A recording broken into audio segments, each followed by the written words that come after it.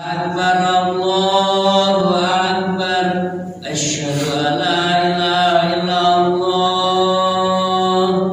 Asyhadu anna Muhammadar Rasulullah.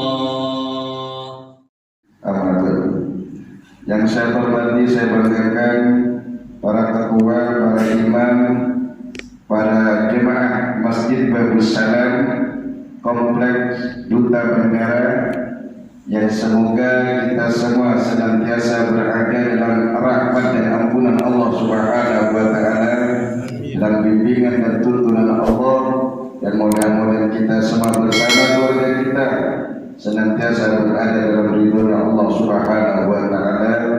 Amin Allahumma amin. Terutama yang kami hormati Bapak Ketua kita, Bapak Haji Farhan, yang semoga disehatkan oleh Allah Subhanahu wa Ta'ala. Amin.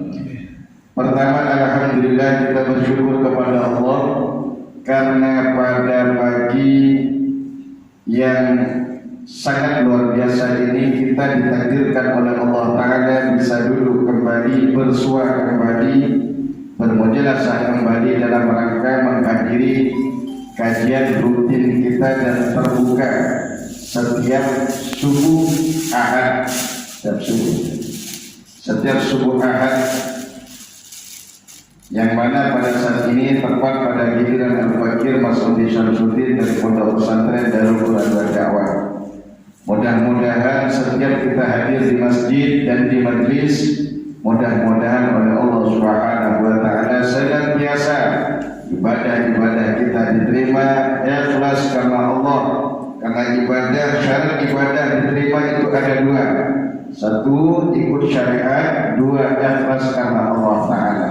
Ada orang ibadah tapi tak ikut syariat, ikhlas tapi tak ikut syariat, juga tak diterima oleh Allah. Ada orang ikhlas, ada orang tak ikut syariat, ada orang ikut syariat tapi tak ikhlas, juga sulit diterima oleh Allah Ta'ala. Maka syarat ibadah itu diterima oleh Allah, di antaranya satu, ikut syariat Nabi, tuntunan Nabi. Yang kedua, ikhlas karena Allah Subhanahu wa Ta'ala. Mudah-mudahan kita niatkan ikhlas karena Allah Ta'ala. Amin.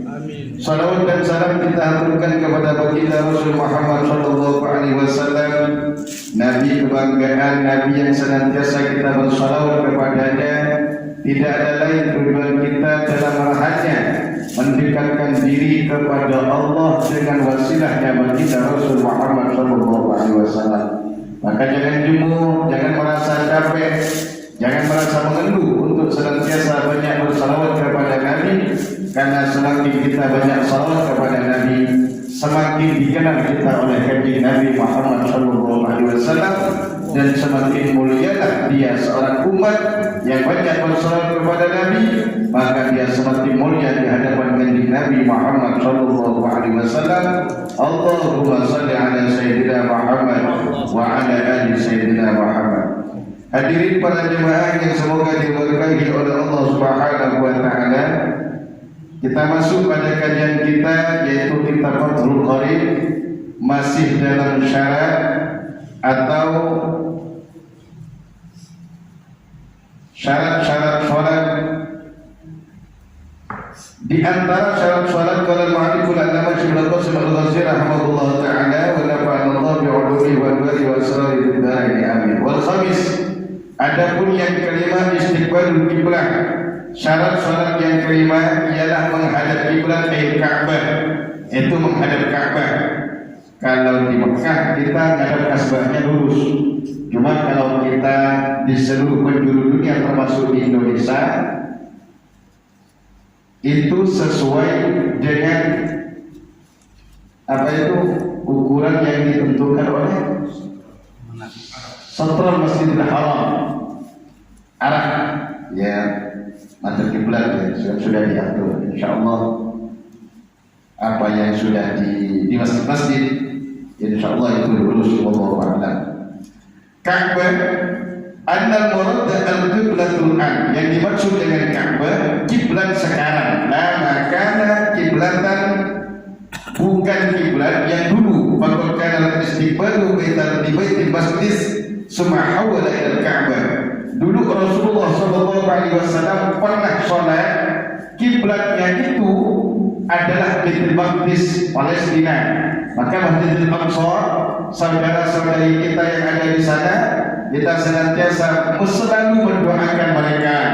Mudah-mudahan oleh Allah Subhanahu wa taala mereka diberi kekuatan oleh Allah, diberi kesabaran oleh Allah, diberi kemenangan oleh Allah Ta'ala, dan musuh-musuh mereka dari kaum Israel, dari orang-orang Israel, orang-orang Yahudi, mudah-mudahan dihancurkan oleh Allah sehancur-hancurnya, dimatikan oleh Allah semati-matinya, diperangi oleh Allah dengan peperangan Allah, diazab oleh Allah dengan seazab-azabnya, dibinasakan oleh Allah dengan sebinasa-binasanya. Dan mudah-mudahan Allah butakan mata mereka, Allah lemahkan kekuatan mereka, Allah hancurkan persatuan mereka, Allah sedikitkan hitungan mereka dengan kekuatan Allah Subhanahu wa taala. Allah kirimkan kepada mereka burung-burung ababil sebagaimana Allah mengirimkan kepada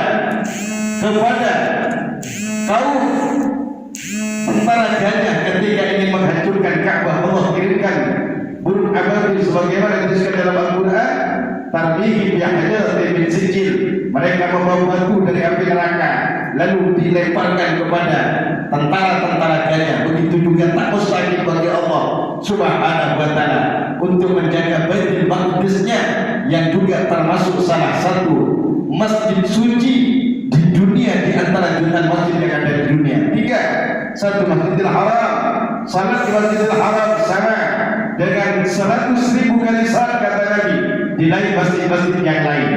Kedua, Masjid Nabawi Madinah. Salat di Masjid Nabawi ada 2 versi hadis. Diterangkan juga dalam kitab Ihya Ulumuddin bahwasanya salat di Masjid Nabawi, hadis yang pertama mengatakan sama dengan 1000 kali salat, atau dalam hadis yang lain sama dengan 10.000 kali salat. Kemudian yang ketiga, Masjidil Aqsa, salat di Masjidil Aqsa sama dengan 500 kali salat di lain masjid-masjid yang lain. Mudah-mudahan kita di sana diamankan oleh Allah dan kita tidak dimatikan kecuali sudah disampaikan oleh Allah ketiga masjid mulia ini. Amin Allahumma amin. Maka penting kalau bisa kunutnya ditambah kunut nazilah. Kunut nazilah minta Allah Ta'ala, Allahumma a'izzal Islam wal muslimin, ya Allah menangkan Islam dan muslimin, wansur ikhwanana muslimina fi Palestina, wansur ikhwanana muslimina fi Palestina, wansur ikhwanana muslimina fi Palestina nasran azizan, Allahumma qtulhum, Allahumma qtul yahudi alladziina yuqatiluhum bi anwa'il qatalat, bunuhlah mereka ya Allah yang memerangi orang Islam di Palestina dari kaum Yahudi dengan bermacam-macam pembunuhan. Terserah Allah Ta'ala, karena Allah yang kuasa. Baik. Wa summiyat qiblatan li anna al-musalli yuqabiluha. Kiblat disebut kiblat karena orang yang sholat itu menghadap kiblat. Kan disebut kiblat. Kemudian Ka'bah, dan kiblat juga disebut Ka'bah lirtifaiha wasdiqbali lirtifaiha, karena Ka'bah artinya itu tinggi. Ka'bah itu tinggi maka disebut Ka'bah. Sementara kiblat itu dihadapkan maka disebut dengan kiblat. 2 berarti namanya satu kiblat, 2 Ka'bah. Disebut Ka'bah karena orang yang sholat itu menghadapnya. Disebut kiblat karena dia tinggi kiblat.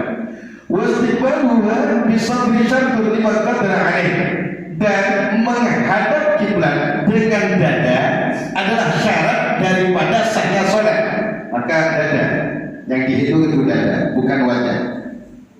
Kalau wajah, andai kata ada orang sholat tiba-tiba noleh ke kanan tapi dadanya masih ke kiblat, tak, sholatnya tidak batal, namun makruh karena dia sedang menghadap Allah. Misalnya sambil kurang, misalnya dulu waktu anak-anak sambil kurang ditarik-tarik sampai dada ini miring dari kiblat, walaupun dia ditarik-tarik dengan sengaja tak sengaja sampai miring dadanya dari kiblat, maka sholatnya batal berarti. Karena yang dihitung dada menghadap kiblat, bukan wajah. Kalau wajah orang noleh maka makruh hukumnya.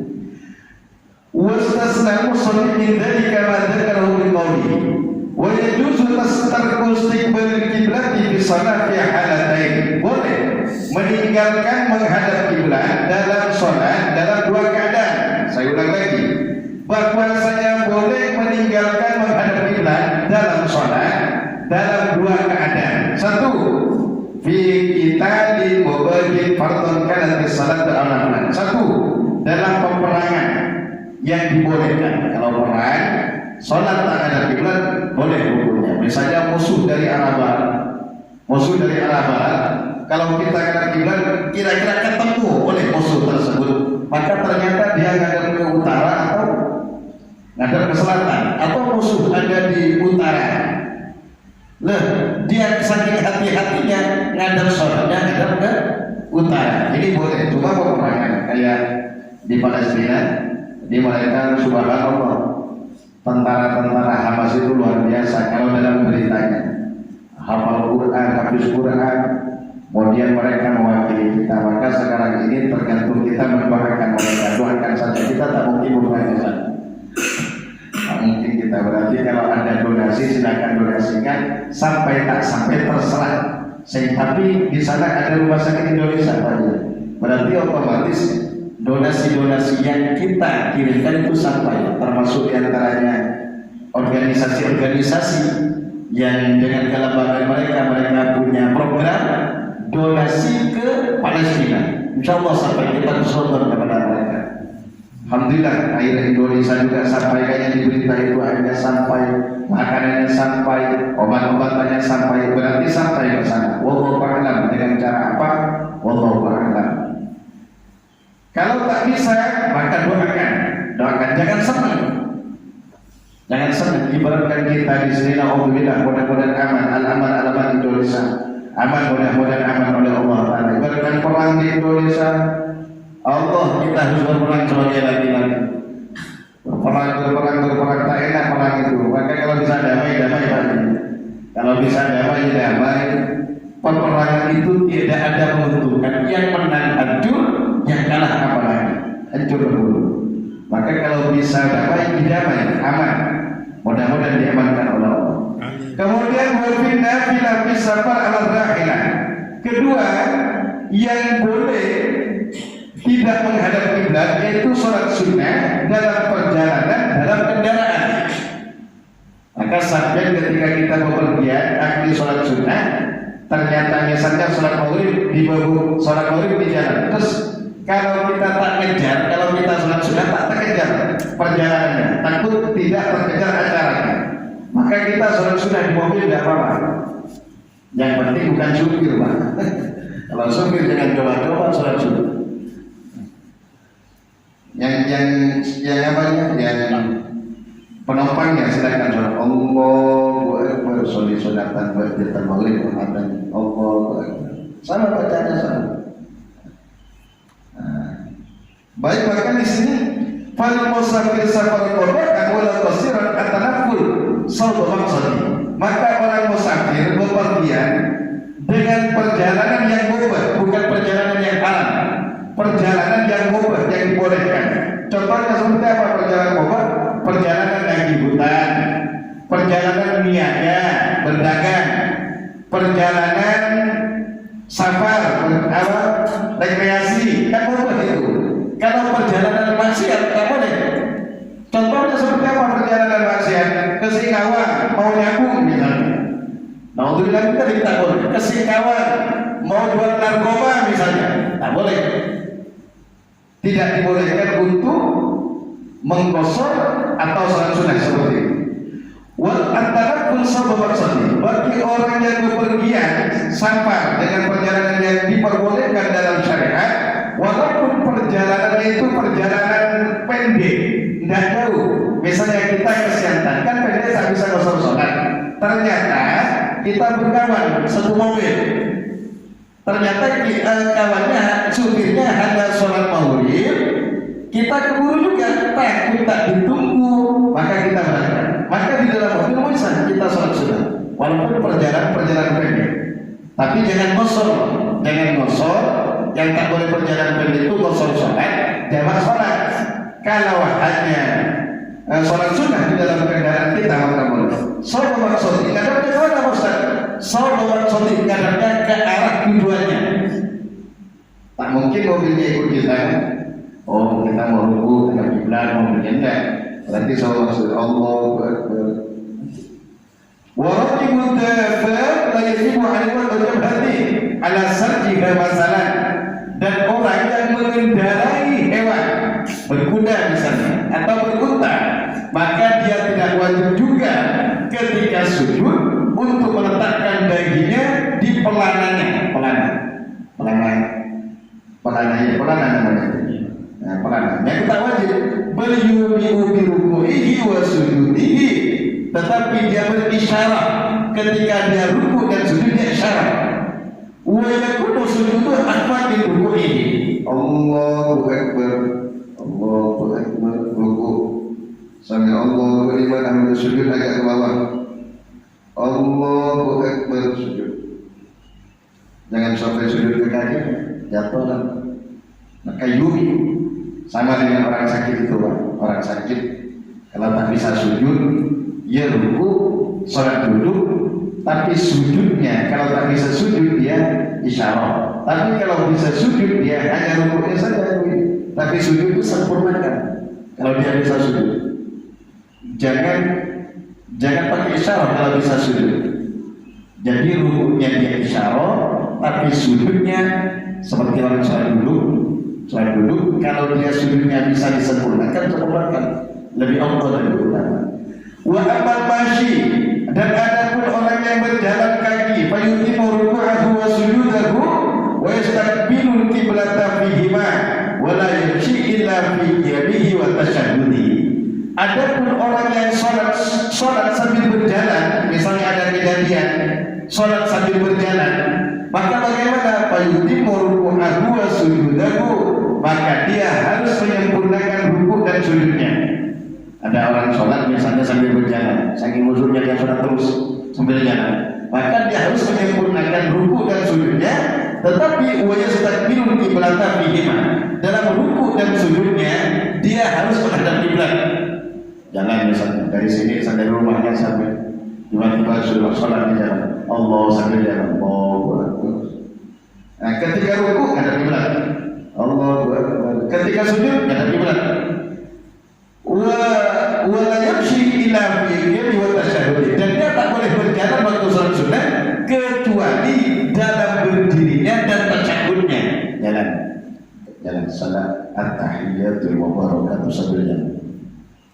Misalnya ada kejadian saking telitinya ulama, Pak, sehingga hukum-hukum sholat di kendaraan dibahas, sholat sambil duduk dibahas, sholatnya orang sakit dibahas, apalagi sholatnya orang sehat, sholatnya orang berjalan pun dibahas. Baik, faslun fasal fi arkani salati, dalam merangkan rukun-rukun sholat. Wa arkanu salati samaniyata asyara ruknan, rukun sholat ada 17. Yang pertama ada 18 rukun. Pertama an-niyatu, niat itu dalam hati, niat dalam hati. Kemudian yang kedua al-qiyamu ma'al qudrah, harus berdiri bagi yang bisa. Fa in ajaza anil qiyami qa'ada, kalau ada orang tak bisa sholat berdiri maka sholat duduk. Kaifa sya'a, duduknya seperti apa saja boleh. Duduknya bisa duduk seperti orang fajr pertama, atau bisa duduk bersila kalau sakit kaki, atau duduk seperti tahiyat akhir. Duduk seperti tahiyat akhir ke kanan, sakit kakinya duduk ke kiri seperti orang dikira itu, seperti dikira tarekat itu. Kalau tak bisa berdiri. Wa qu'uduhu muqtarishan afdal, tapi kata ulama duduknya secara muqtarishan afdal, duduk seperti duduk iftirash. Duduk iftirash berarti duduk seperti ini. Iftirash afdal itu lebih utama sholat bagi orang yang sakit kemudian mau sholat. Bagaimana lebih afdal mana, bersila atau tawarruk? Bagi duduk tawarruk. Tawarruk itu duduk dengan dengan apa namanya? Pantat, berarti kayak bagian akhir. Kemudian duduk iftirosh seperti ini, berarti lebih utama Pak duduk iftiroshnya, kecuali nanti di bagian akhir. Wasadis takbiratul ihram, yang ketiga yaitu takbiratul ihram. Takbiratul ihram ini dalam kitab Safinatul Najah, kitab Safinatul Najah ini termasuk al-Qur'an tipis. Ini dikaji di pondok-pondok pesantren. Kita coba bahas tentang syarat daripada takbiratul ihram. Takbiratul ihram yang hanya Allahu Akbar itu banyak syaratnya. Maka kita coba mudah-mudahan bermanfaat bagi kita, menjadi ilmu bagi kita semua. Faslun fasal. Syurut takbiratul ihram sitata asyar. Syarat takbiratul ihram itu ada 16. Jadi syaratnya itu. Syarat takbiratul ihram ada 16. Satu, at-taqwa halatal qiyam fil fardhi.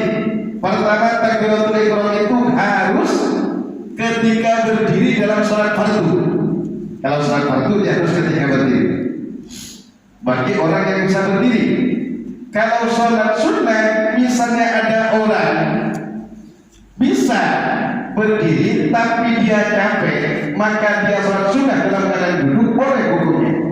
Bisa berdiri dia, tapi capek, malas mau berdiri, ya sholat sunnah duduk.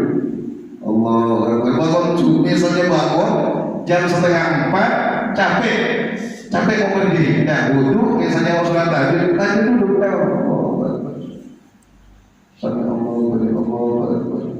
Sami Allahu liman hamidah. Boleh. Tapi kalau dia wajib, maka wajib berdiri. Yang kedua, wa an takuna bil arabiyyah. Takbiratul ihramnya harus pakai bahasa Arab. Maka dulu pernah ada ajaran sholat dengan bahasa apa saja boleh katanya. Tak usah diikuti, karena syarat daripada sholat takbiratul ihramnya saja harus pakai bahasa Arab. Karena apa? Sholat ini mempersatukan.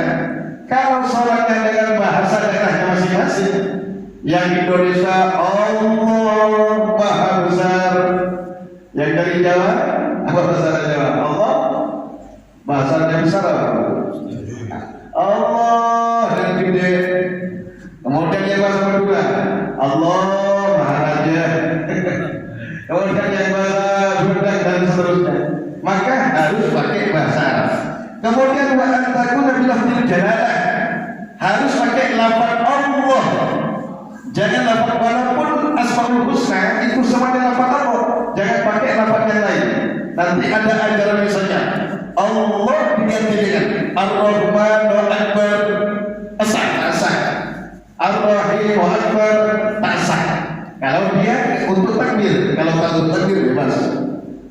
Kemudian wa bilafzi akbar, dan harus pakai lafaz akbar. Jangan di bawah lagi Allahu wahid misalnya, tak usah. Wa tartibu bainal lafzain, di antara syarat takbiratul ihram harus tersusun di antara dua lafaz itu. Allah baru akbar, jangan di bawah akbar Allah. Tak sah. Misalnya ini kan saking telitinya Syekh Salim bin Sa'id Al-Hadrami membahas bahkan sampai syarat takbiratul ihram itu dibahas.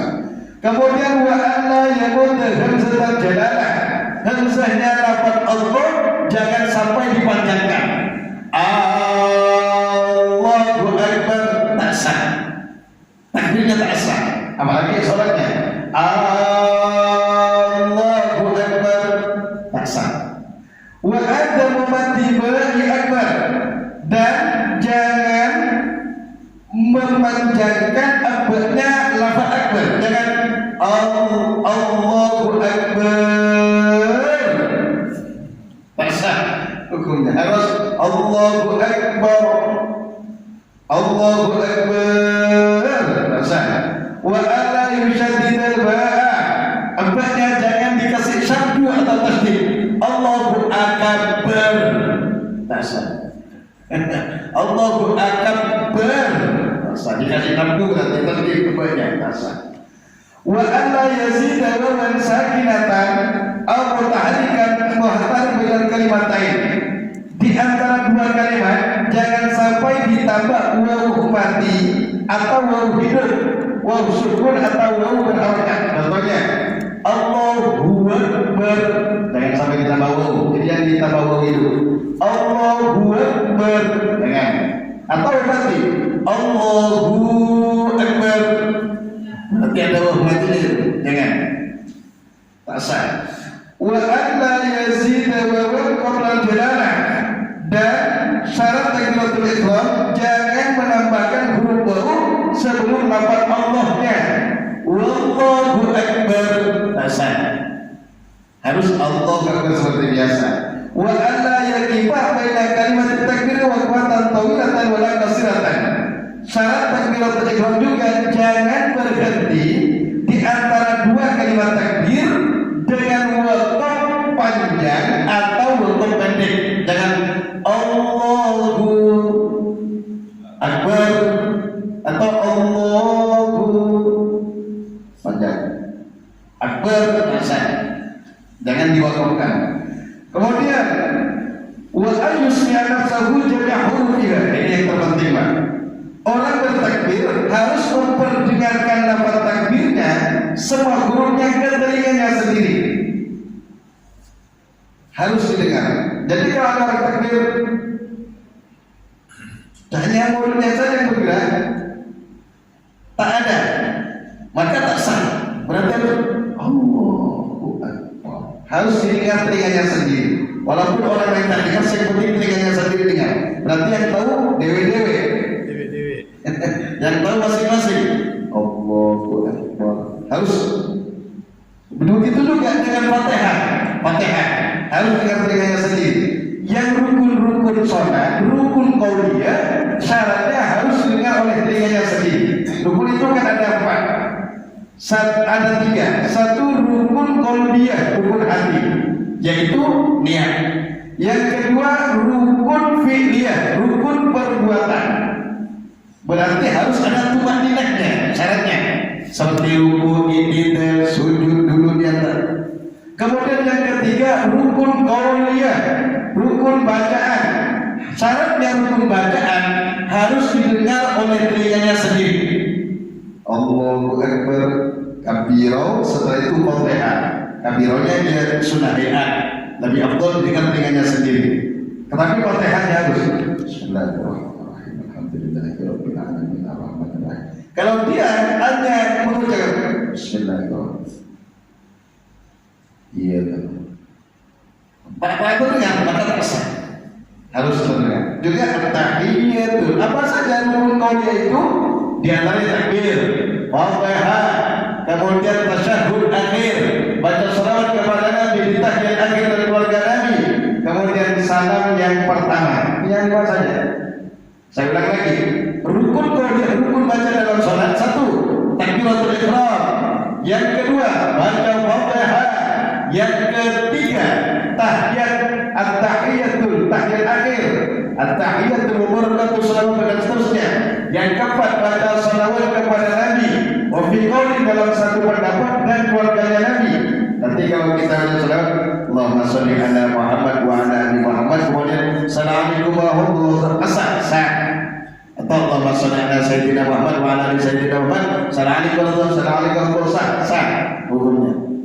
Tapi sempurnanya pakai salawat Ibrahimiyah yang seperti kita baca Allahumma sholli ala sayyidina Muhammad wa sholli ala sayyidina Ibrahim wa ala sayyidina dan seterusnya. Baik, innaka hamidum majid. Yang kelima termasuk rukun qauli, salam yang pertama. Salam yang kedua itu sunnah hayat. Assalamualaikum warahmatullahi wabarakatuh, harus dengan sendiri. Baik. Kemudian wa dukhulul waqti fi mu'aqqat, termasuk syarat takbir harus masuk waktu salat. Kalau tak masuk waktu salat tak sah walaupun takbir. Harus masuk, kalau zuhur masuk waktu zuhur baru takbir. Kalau asar ketika adzan, bagaimana ketika adzan salat asar? Sah. Itu kan sudah masuk waktu salat walaupun adzan belum selesai. Misalnya keburu-buru sampean, keburu-buru ini kalau saya salat ini jam, misalnya pesawat ini jam misalnya jam 12. Ternyata ada di masjid jam 12 kurang 5 menit. Sudah siap-siap mau kita takbir Allahu Akbar, Allahu Akbar, masjid sampai langsung takbir juga sholat. Allah bersah karena sudah masuk waktu sholat. Misalnya keburu, kalau tak keburu ya tunggu dulu orang datang. Sunnah itu. Kemudian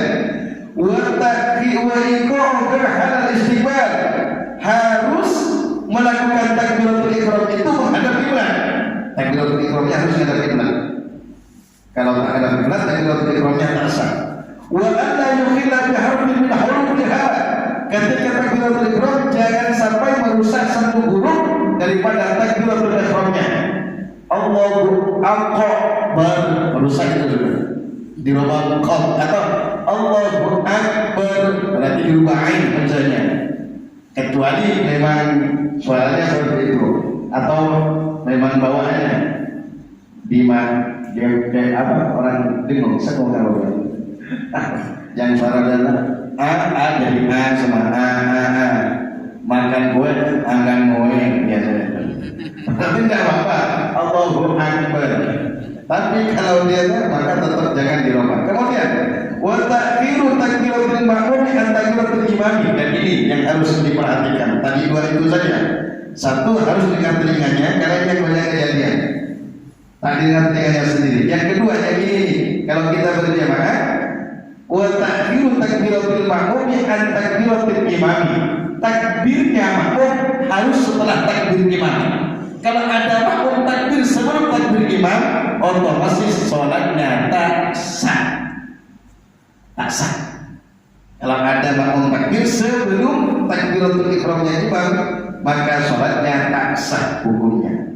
Ini diantara syarat takbiratul ihram. Masih ada.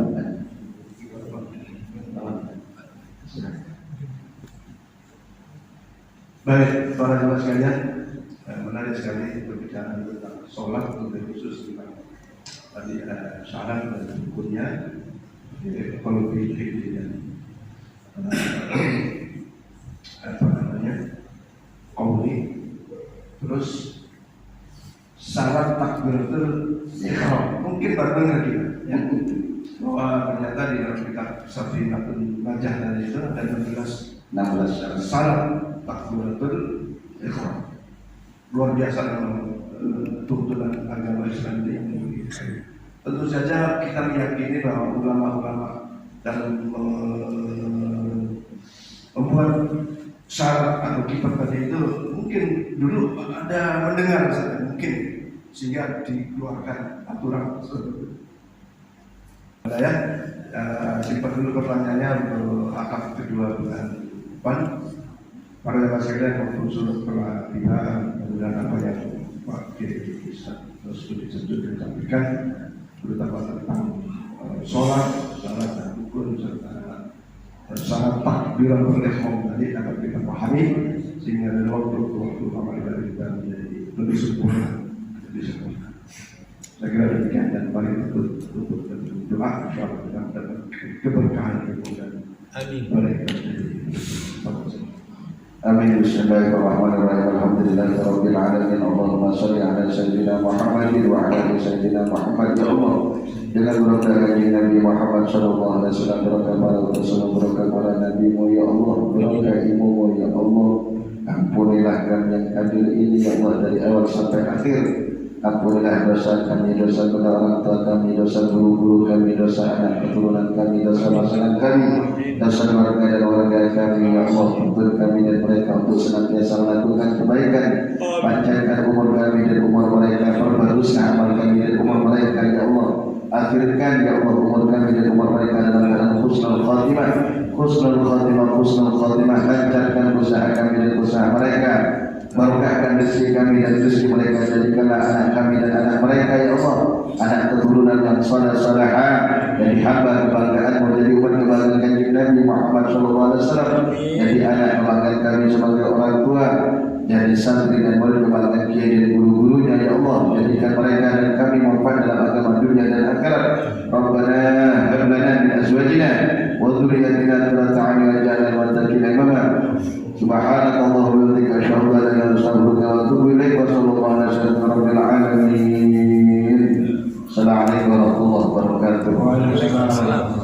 Sallallahu alaihi Muhammad sallallahu alaihi wasallam.